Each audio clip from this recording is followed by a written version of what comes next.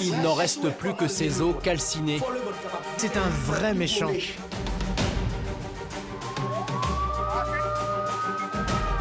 J'ai pris une balle et elle m'a arraché les abdominaux. Je dois me faire recoudre les muscles.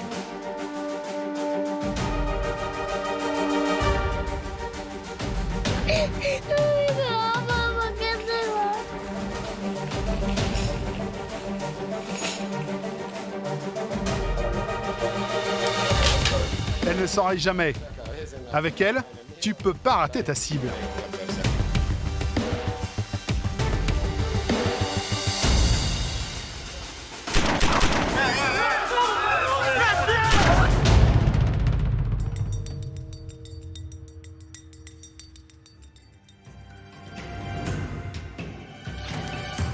En plein centre-ville, deux hommes armés de fusils d'assaut sont venus nous chercher. La scène est surréaliste. Ils discutent tranquillement devant des passants à peine étonnés.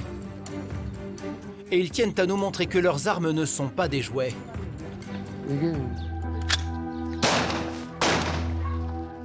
Ce gang est accusé d'agression, de racket sur les commerçants et de viol. Mais ce jour-là, ils préfèrent se présenter comme une simple milice de citoyens qui défend le quartier. Il y a des hommes armés qui viennent semer la violence dans le quartier. C'est pour ça que nous portons des armes, pour protéger le business et les habitants d'ici. En 2 ans à Bel Air, ils ont tué 77 personnes et brûlé une centaine de maisons. C'est ici qu'a eu lieu leur dernière grande attaque, il y a quelques semaines. 15 morts, dont une vieille dame de 86 ans. Sa maison a été incendiée. Elle habitait ici. Des membres du gang lui ont cassé les 2 bras et l'ont jetée du 1er étage. Quand elle est arrivée à l'hôpital, elle avait des brûlures partout et de nombreuses fractures.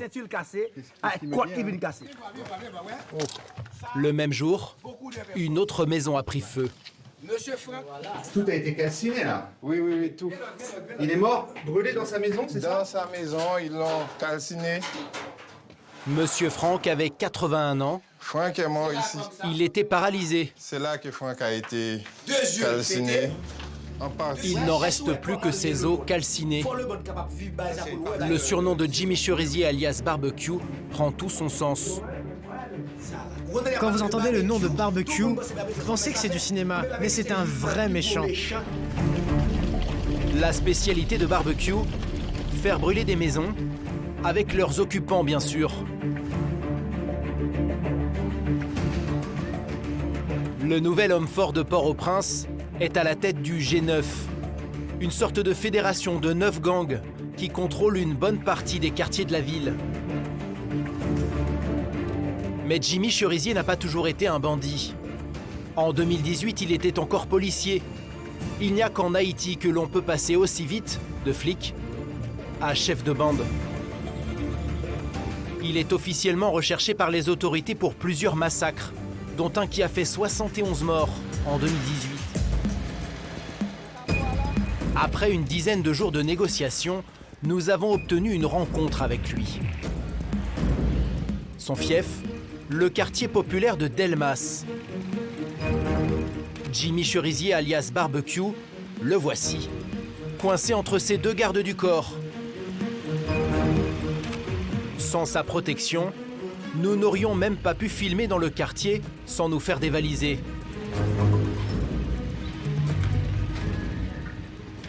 Nous découvrons un homme en t-shirt bariolé et bermuda, plutôt affable, et qui nous explique les origines de son surnom.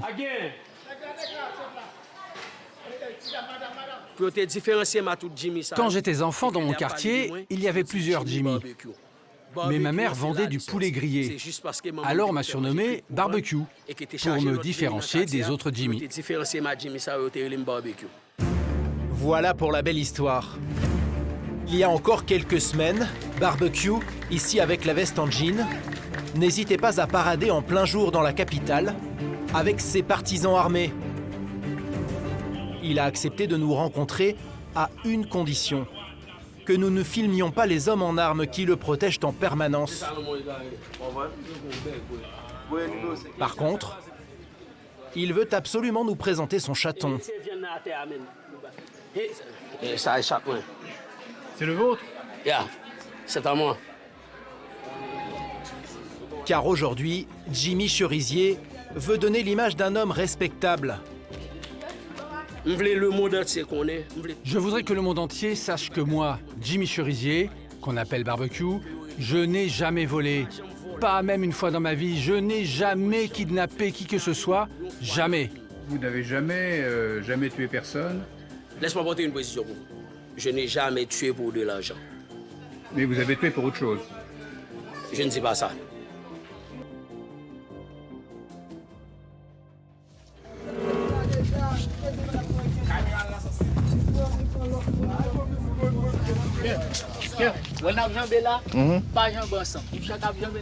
On court. C'est un courant. Allons-y. Là, on vient ici. Au milieu de la chaussée, des sacs de sable ont été montés en barricade par les habitants. Pour éviter les balles. Sortez du bar. On va ici. Ça chauffe souvent ici, tous les jours. Ce jour-là, le quartier de Bel-Air ne va pas faire mentir sa réputation.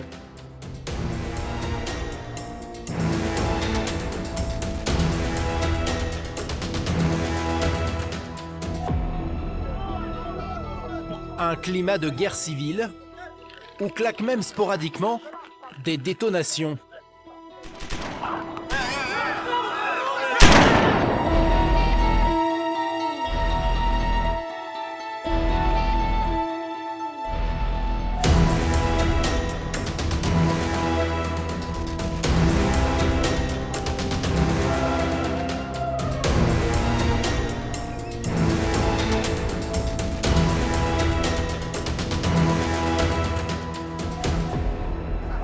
La loi des gangs régit la vie des Cape Flats. Avec 2400 meurtres par an, la ville affiche une moyenne sidérante de 7 homicides par jour. Alertés par des cris, Randall et ses coéquipiers s'enfoncent dans ce coupe-gorge.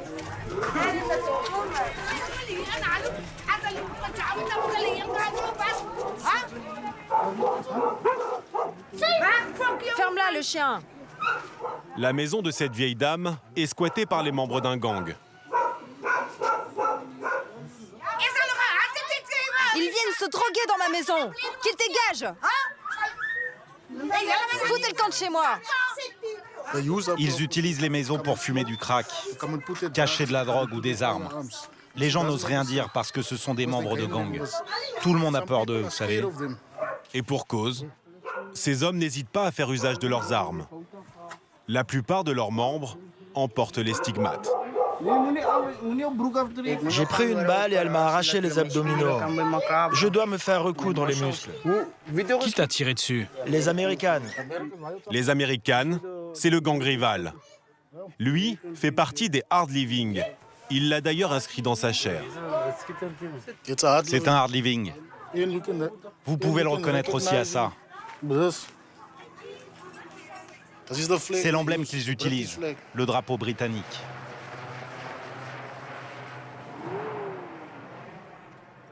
Et à la vie à la mort, avec les hard living, jusqu'à sa mort, il sera un hard living. C'est impossible de quitter le gang. C'est jusqu'à la mort.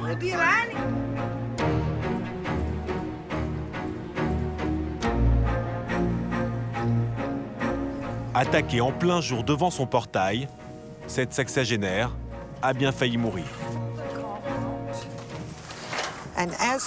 Au moment où je fermais, un homme est arrivé de ce côté, avec un couteau en l'air.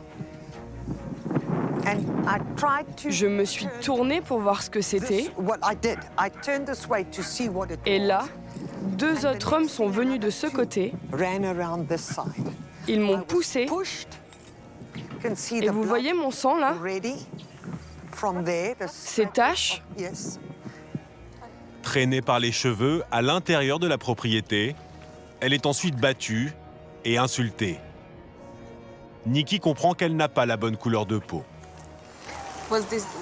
Et il disait quelque chose? Oui, il m'insultait. Quel genre? Leurs mots?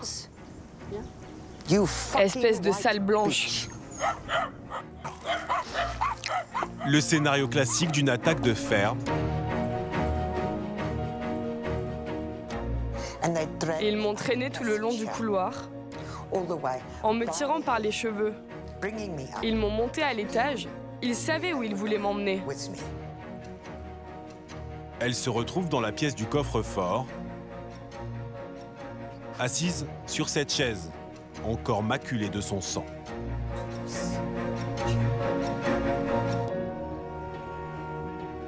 Je leur ai demandé ce qu'ils voulaient. Ils m'ont dit de l'argent, beaucoup d'argent. Il s'est approché de moi et il m'a dit « Tu vas voir ». Il a pris la pointe de son couteau et il a commencé à me couper de la chair. Puis il a enfoncé son couteau dans mes mains et il a mis la pointe de la lame dans mon crâne. Nikki refuse pourtant de donner la clé du coffre. Leur perversion n'a plus aucune limite. Il m'a dit « Maintenant, je vais te montrer ce que je vais te faire pour te faire parler ». Il est venu vers moi. J'étais toujours assise. Et il a pris la perceuse. Et il a percé là. Et là. Je n'avais pas mes chaussures. Je les avais perdues. Donc il a transpercé vos pieds avec la perceuse. À travers chaque pied. Après 6 heures de torture, il décide de l'achever. Tu ferais mieux de prier ton Dieu. Parce que ce sera ta dernière prière sur terre. Ils m'ont mis un sac plastique et ils ont serré. J'ai senti ma tête partir en arrière et je me suis dit, mon Dieu, faites que ça se finisse vite. Laissée pour morte, elle survit miraculeusement, retrouvée par un ami sur ce fauteuil. Le butin des criminels est dérisoire. 3 téléphones portables. Quelques jours plus tôt, c'est un couple de voisins qui a été égorgé.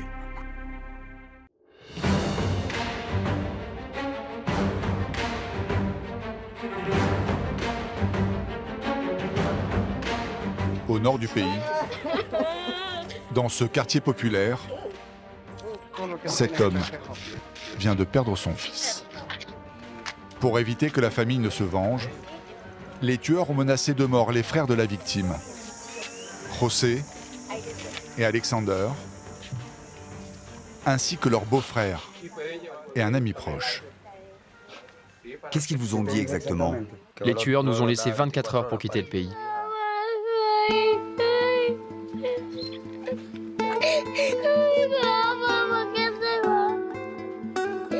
Ils leur ont dit de partir, sinon... Nous vivons une telle violence dans ce pays. Ici, la vie ne vaut rien. Dans quelques heures, les 4 jeunes prendront la route. Ils vont tenter d'entrer clandestinement aux États-Unis, sans espoir de retour. Car le gang qui les menace, c'est la Mara Salvatrucha, l'une des pires organisations criminelles de la planète.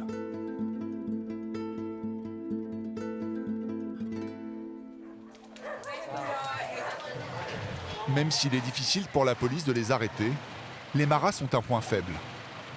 Leur tatouage. Ils marquent l'appartenance à un camp ou à un autre. Du coup, à chaque contrôle, les policiers inspectent chaque centimètre de peau. De l'autre côté. Soulève ton t-shirt. Il y a un autre tatouage là. Et là, il y a un autre tatouage sur le bras. En soi, ce n'est pas interdit d'avoir des tatouages. Tout le monde peut porter des tatouages s'il en a envie. Mais pour nous, ça suffit pour représenter un soupçon d'appartenance à une Mara. La loi leur permet de placer en garde à vue quiconque porte des tatouages pouvant faire référence au gang. Baisse ton pantalon. Ce jeune de 16 ans porte des étoiles. Certaines bandes les utilisent comme des galons, acquis après des faits d'armes.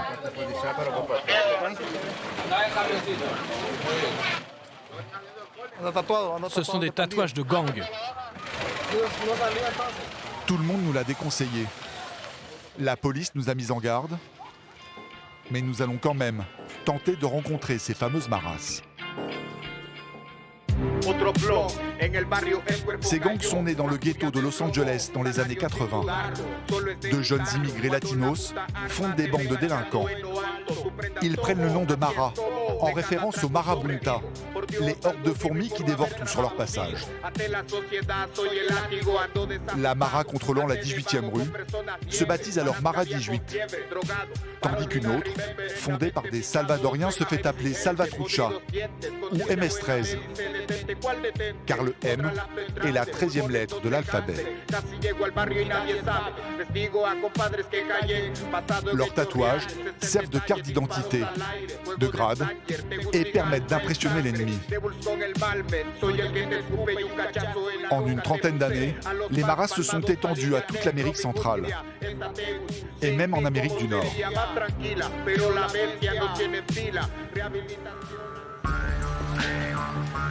Au départ, nous avons cru qu'il serait impossible de les rencontrer. Les seules fois où nous pouvions approcher ces gangs, c'était lors de leur transfert de la prison au tribunal. Comme ici ces jeunes qui, avec ces gestes, revendiquent fièrement leur appartenance à la Mara 18. Puis, après plusieurs semaines d'enquête, de rencontres sans résultat, un contact finit par nous donner rendez-vous au nord du pays, à San Pedro Sula. Cette ville possède un triste record, la plus grande concentration de gangs au Honduras. Notre intermédiaire est un journaliste local. Sans lui, cette rencontre n'aurait jamais eu lieu. Il a convaincu le chef de gang, car il a grandi avec lui. Nous avons ordre de suivre ce véhicule bleu. Après avoir traversé une partie de la ville, la voiture stoppe. Et un des lieutenants du groupe monte à bord. Sans cette escorte, impossible d'entrer sur leur territoire. Mais le journaliste nous explique que même escorté, notre sécurité n'est pas garantie. Ce jour-là, plusieurs bandes sont sur le pied de guerre. Tout à l'heure, un gars de la Mara 18 s'est fait buter par ici. Donc c'est tendu dans le quartier.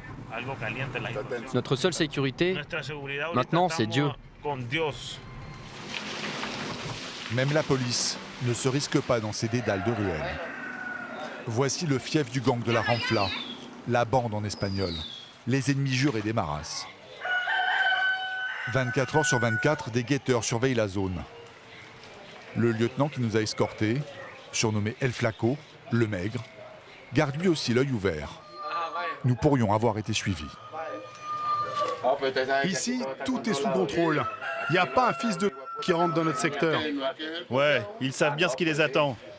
Celui qui rentre, il ne ressort pas vivant. Et pour tenir les maras à distance de leur QG, El Flaco a quelques très bons arguments. Ses outils de travail.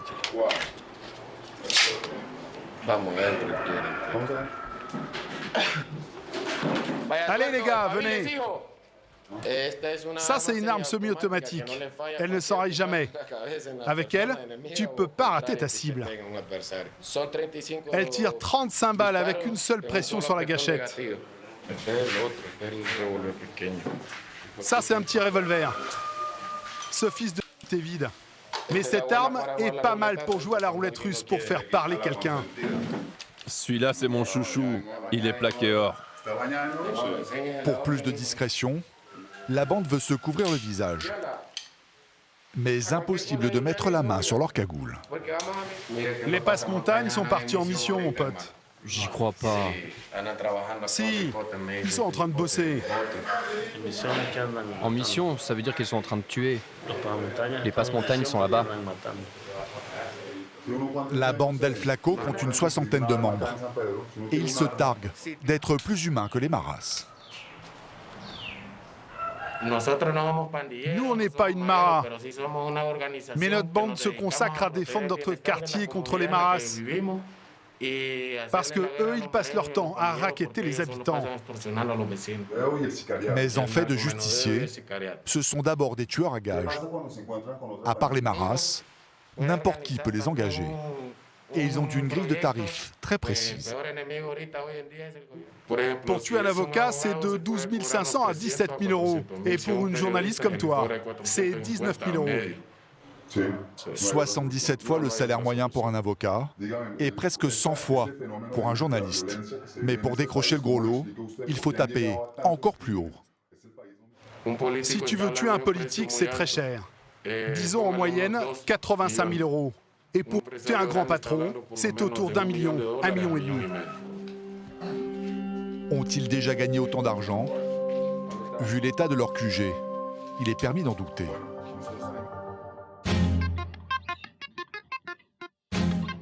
Ces deux-là faisaient partie de la Mara 18, l'une des plus puissantes avec la Mara Salvatrucha.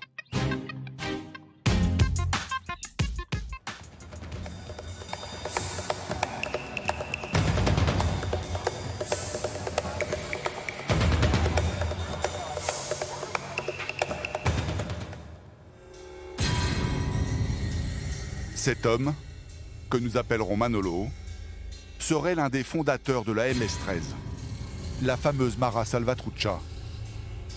Il s'exprime pour la première fois devant une caméra. À 36 ans, il dit s'être retiré du business. Mais les traces de son appartenance au gang sont toujours là. J'ai le 13 de la Mara. Ça, c'est la vida loca. Vivre, mourir ou tuer. Les 3 points de la vie folle. L'alarme, c'est un symbole puissant. Ça veut dire pleurer, rire, tuer, assassiner. Tu ne peux pas te faire tatouer ça juste pour avoir l'air méchant. Non, c'est pas comme ça. Cette larme est comme un grade pour les meurtriers de la Mara. Celui qui la porte a tué des dizaines de personnes. Quant aux toiles d'araignée, c'est un symbole de pouvoir. Manolo aurait fondé l'antenne hondurienne de la Mara Salvatrucha en 1994, alors qu'il n'avait que 14 ans. À l'époque, il n'y avait que de petites bandes. Un jour, un gars arrive de Los Angeles en Californie. Ce jeune faisait partie de la Mara Salvatrucha. Là-bas, il commandait un quartier pour leur compte. Il s'est fait expulser des États-Unis. C'était un vrai dur, complètement tatoué. Il regarde ma bande et il demande « C'est qui le chef ici ?» Et tout le monde répond « C'est lui, c'est lui !» C'était moi. La Salvatrucha lui confie alors une mission. Trouver des hommes pour lancer la Mara au Honduras. Avec ma bande, on s'est mis à recruter plein de jeunes. Des gamins de 7 ans, 9 ans, 10 ans. Et très vite, on était une 50aine de membres. Et on a commencé à faire la guerre aux autres bandes pour contrôler le quartier. Et puis on s'est battu pour agrandir notre territoire. On faisait le mal. On assassinait, on braquait et on volait la drogue aux autres bandes. Une fois entré dans la Mara, la seule façon d'en sortir est la mort. Et c'est par la terreur absolue que les Mareros ont imposé leur loi en quelques années.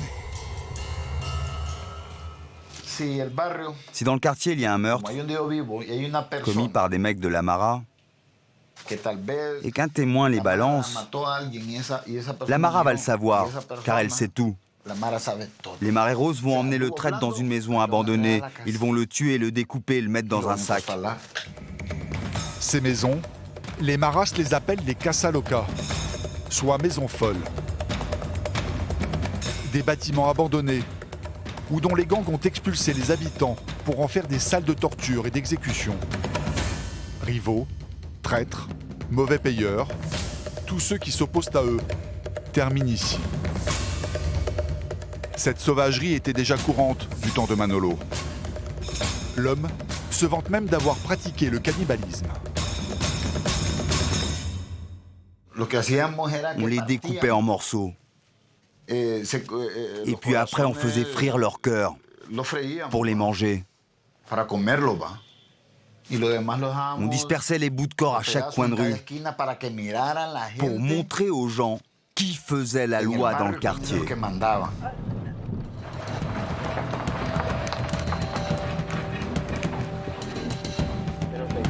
Au bord de cette route, 2 sacs viennent d'être retrouvés. D'après nos informations, il y a 2 inconnus à bord d'une voiture qui auraient déposé 2 cadavres. 2 cadavres apparemment, une femme et un homme. En tout, on a découvert 5 cadavres en ce début de soirée. 5 morts. Voici le bilan. 5 morts, car 3 autres cadavres gisent à 500 mètres de là. Plusieurs tueurs avec des armes automatiques ont débarqué un peu plus tôt pour exécuter un infirmier et 2 jeunes.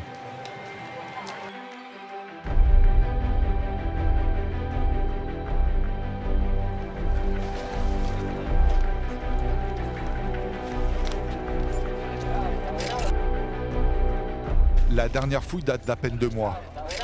Pourtant, les militaires ont trouvé une centaine d'armes blanches, des téléphones, mais aussi à peine dissimulés dans ce sac, plus de 2000 doses de cannabis prêtes à être vendues.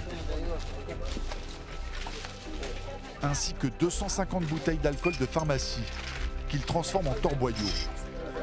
Il y a même de la cocaïne et d'autres drogues dures. C'est comme de la méthamphétamine. Mais la grosse prise du jour, ce ne sont pas les stupéfiants, ni les machettes. On a trouvé des armes à feu. Celui-là, mettez-le ici. 6 armes à feu et leurs munitions. Depuis 1 an, les militaires, réputés moins corruptibles que la police, ont remplacé les civils à la tête des prisons. Petit à petit, ils renforcent la sécurité. Sont-ils vraiment plus efficaces? Le doute est permis. 3 jours après cette fouille, 3 détenus se sont entretués à coups de machette. Mais alors, tout le pays est-il condamné à sombrer dans la violence?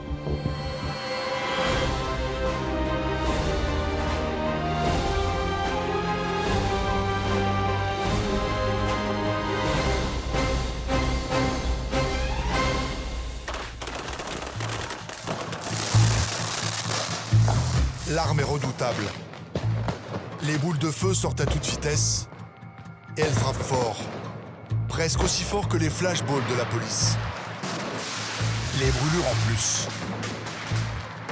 Les bandes se battent entre elles, mais aussi contre les forces de l'ordre. Elles n'hésitent pas à attaquer des commissariats comme sur ces images.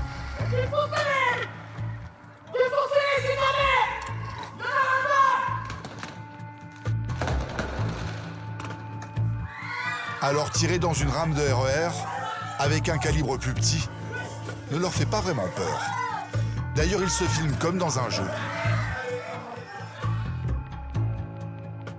Aujourd'hui, dans les quartiers, dans les cités et même dans Paris, des bandes d'adolescents mènent des raids éclairs d'une violence inouïe. Ils sont des dizaines à s'affronter dans des batailles rangées, dont certaines virent au lynchage.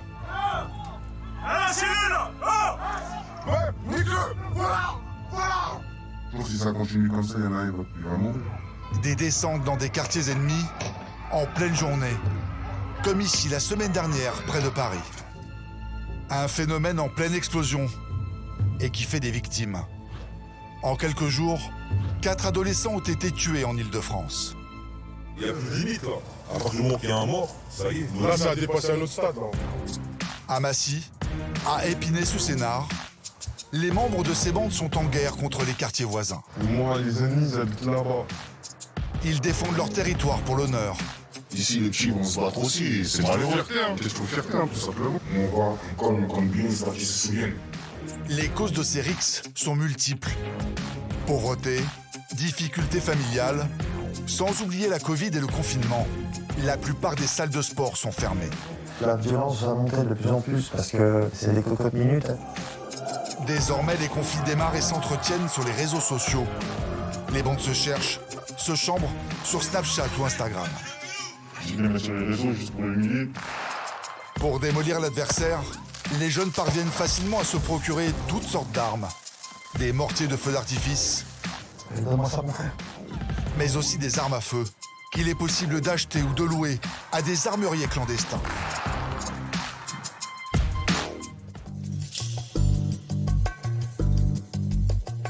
Au sud de Paris, l'Essonne, la ville de Massy et le quartier Émile Zola, en guerre avec celui de la Place de France. Des membres de la bande de la Place 2, comme ils se surnomment, ont accepté de nous rencontrer. Karim, Étienne et Tanguy sont âgés de seulement 14, 15 et 16 ans. Leur quotidien est loin d'être léger.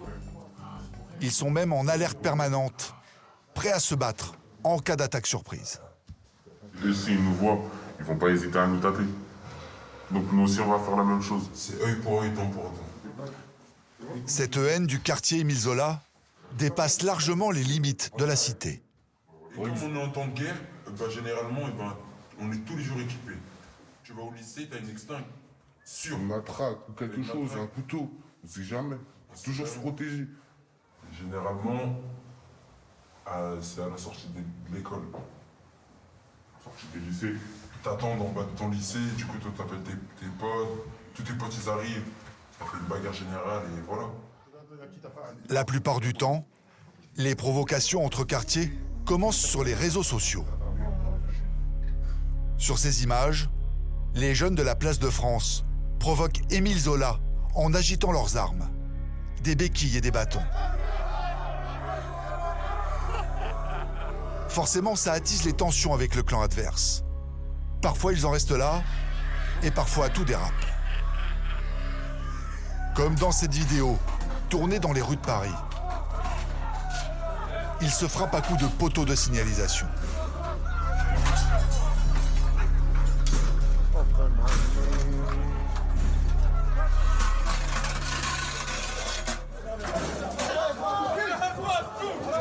Eh oui, contrairement au film de la guerre des boutons, ces images sont leur seul trophée.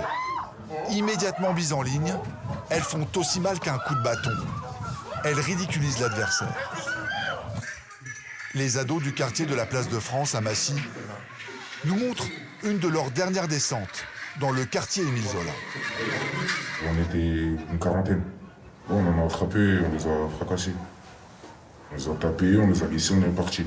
Il y en a, ils ont couru, ils se sont enfermés dans des halls, ils sont allés chez des darons, ils sont partis se cacher. En fin de compte, on se dit qu'on a fait ce qu'on devait faire. On est allé, on devait les taper, on les a tapés. On rentre chez nous, on est content. Si ça continue comme ça, il y en a, il va mourir. De là-bas? N'importe où, encore. Ça, on sait pas ce qui peut se passer demain. C'est œil pour œil, dent pour dent. Vous n'avez pas tué? Non. Ça, vous seriez prêt à le faire? Tuer? Moi, je tue pas, moi. Je sais pas, moi, je les cogne. Je les cogne, il faut qu'ils se souviennent. Et tuer, ça sert à quoi? On va dans l'enfer. On va dans l'enfer, ça sert à rien. Nous, on cogne bien, histoire qu'ils se souviennent. Il va avoir mal quelque part pendant toute sa vie, il va se dire « Ah, ça c'est lui ». Alors pourquoi toute cette violence? Eh bien le plus fou, aucun des adolescents ne connaît la jeunesse de cette guerre contre Émile Zola. C'est comme ça, on a grandi dans cet environnement-là. On a grandi, on voyait nos grands frères qui allaient se battre avec eux. Forcément, nous, on s'est dit, si nos grands frères se battent avec eux, bah, nous, quand on va grandir, ce sera notre tour. Bah, forcément, le quartier, c'est nous. Si on se défend pas, nous qui va nous défendre. Mais défendre quoi au juste? Ces ados ne le savent pas. Enfin si. Ils se défendent d'une autre bande, qui elle-même se défend d'eux, ou bien est-ce le contraire? Aujourd'hui, les bandes se structurent, s'organisent pour mieux surprendre leurs adversaires. Notamment en utilisant de nouvelles armes. au mépris du danger. Comme ce jour-là en plein Paris. Ils s'affrontent à coups de mortier d'artifice. Des armes peu précises, mais extrêmement dangereuses. Ces boules de feu sont assez puissantes pour emporter un œil. Nous avons voulu savoir s'il était facile de s'en procurer. Pour cela, nous nous sommes équipés d'une caméra discrète et nous avons pris la direction des vendeurs de feux d'artifice. Vous avez pas ce qu'on appelle le mortier là? Non, pas. Vous avez pas? Merci. Hein. Ils refusent de nous en fournir, car depuis quelques mois, leur vente est réglementée pour mettre fin à ces batailles ahurissantes qui parfois se passent au milieu des enfants. Voilà. Dans le parc. Dans le parc. Non mais sérieusement quoi. Il faut que les enfants... Seuls les artificiers ont le droit d'acheter des mortiers. Mais alors, comment font les ados pour s'en procurer? Eh bien, c'est justement un jeune de 14 ans, croisé par hasard, qui nous donne le tuyau. Je cherche, tu vois, les mortiers. Tu vois ce que c'est, les mortiers? Ouais. Les gros pétards, là. Ouais. Je cherche à en acheter, c'est une galère, j'en trouve pas. Même plus, c'est que sur... Et sur t'as mis un? Ouais, attends, Et la surprise. Sur certaines applications, nous découvrons que des dizaines de receleurs proposent des mortiers. À grand renfort de publicité.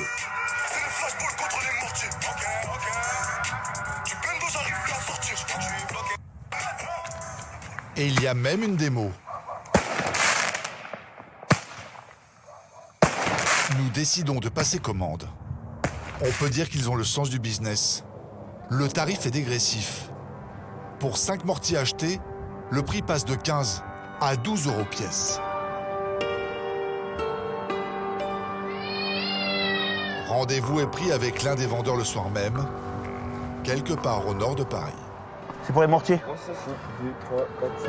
À notre grand étonnement, le grossiste est un adolescent de 14 ans, accompagné d'un adulte. Il y en a combien? Il y en a 5. 1, 2, 3, 4, 5. Vous avez des trucs un peu plus puissants ou pas? C'est ça le plus puissant. C'est ça? Il y a un moins puissant, c'est 8 coups. Non, moi je veux plus puissant. Ça fait combien les frères? 60? Allez, donne-moi ça mon frère. Avec ces 5 mortiers, nous pourrions tirer au total 25 boules de feu.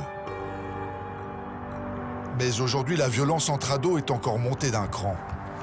Les mortiers ne suffisent plus à impressionner. À Massy, la guerre entre le quartier de la Place de France et celui d'Émile Zola a pris une tournure dramatique. Il y a 6 mois, un jeune de la bande de la Place de France a été abattu. Ça s'est passé à l'angle de la rue. À l'angle. C'est juste là, 200 mètres. Et d'un coup, on entend quoi? 3 coups de feu, 3 détonations, 3 grosses détonations. J'ai entendu boum, boum, ça a rechargé, boum. C'est le bruit de fusil à pompe, ça. On est parti en courant là-bas, on a vu des jeunes voisins, des darons. On a dit, il y a une personne à terre. Et on a vu que c'est notre ami, quoi. Ils l'ont tiré dessus, puis ils l'ont couru après, ils l'ont tiré à bout portant, et ils l'ont fini par terre à coups de couteau. Il n'y a plus de limites, là. Avant, il y avait des limites, on respectait un petit peu, ça se battait, ça se dessus, mais à partir du moment qu'il y a un mort, ça y est. Là, ça a dépassé un autre stade, là, en fait. Nos limites. Ce n'est plus un cas rare ou marginal. Les armes circulent bien dans les cités. Et nous allons vite le voir. Nous retrouvons les adolescents de la bande de la Place de France. Et voici une de leurs démonstrations de force. Qu'est-ce que c'est, mon frère?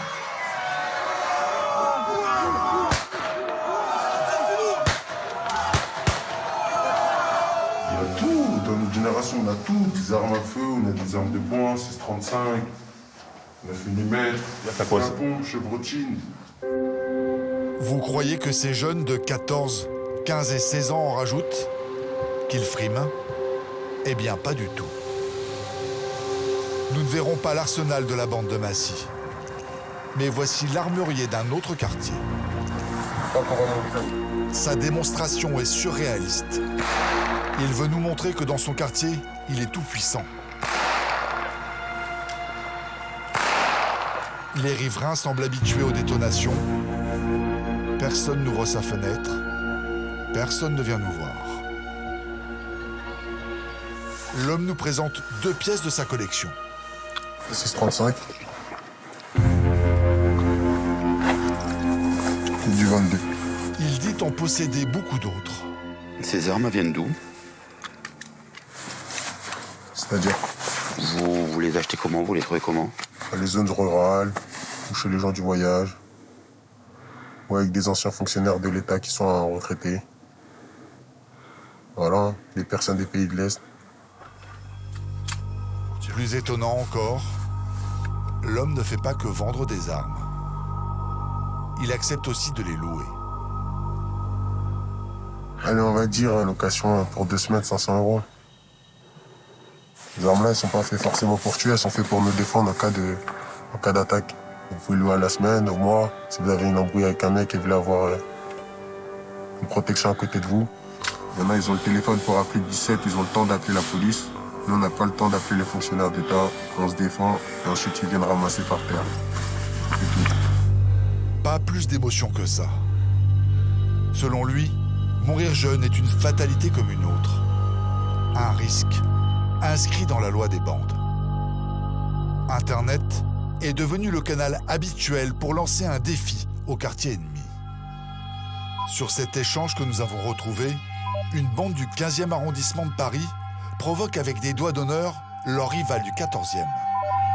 Ceux-ci répliquent avec le chiffre 14, écrit avec des balles de revolver. Forcément, le 15e monte d'un ton, une photo de cocktail Molotov et cet alignement de pistolets. L'histoire ne dit pas s'ils ont fini par s'affronter, mais certains ne se relèvent jamais de cette escalade de la provoque. Aux abords de la capitale, à Épinay-sous-Sénart, le 23 février dernier, un adolescent de 14 ans est tombé lors d'une bataille rangée avec un quartier voisin.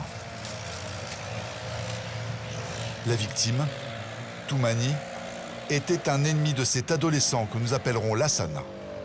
On se donnait un rendez-vous pour se battre. On devait se battre ce jour-là. Se frapper sans aucune autre raison qu'un appel à la bagarre générale lancé sur les réseaux sociaux. Ils ont rendez-vous au stade de foot. Chaque clan est venu avec une trentaine d'ados. Il y a eu un top et c'est parti. Sur ces images filmées par la bande de Lassana, certains sont armés de bâtons. On ne les voit pas, mais d'autres ont des couteaux. C'était des petites de 13-14 ans, ils voient de la haine dans les yeux. Je me dis toujours on peut mourir. Mais après, quand tu y vas et que t'es déjà là-bas, c'est trop tard. C'est trop tard, t'es déjà là, maintenant tu fais ce que t'as à faire. Moi, j'ai pas honte de dire que je me tape parce que je suis un mec d'Épinay. C'est ça. Hein. Moi, j'ai pas honte du tout. Ouais, nique-le! Voilà! Nique-le! Au milieu de ce chaos, personne ne remarque que Toumani est à terre, touché par un coup de couteau au thorax. À la fin, il y a un de leurs grands qui est venu nous voir, il a dit c'est qui a planté le petit? Et c'est là qu'il y a eu la fin de la bagarre. Lassana n'est pas complètement insensible à la mort de son ennemi, comme il l'appelle. Moi, jusqu'à là, ce qui s'est passé, maintenant, je me dis, ah ouais, demain, je peux pas mon ami. Ça, mais avant, je m'étais jamais dit ça. Lassana semble avoir une prise de conscience. Mais ça ne change rien. Maintenant, il attend un match retour.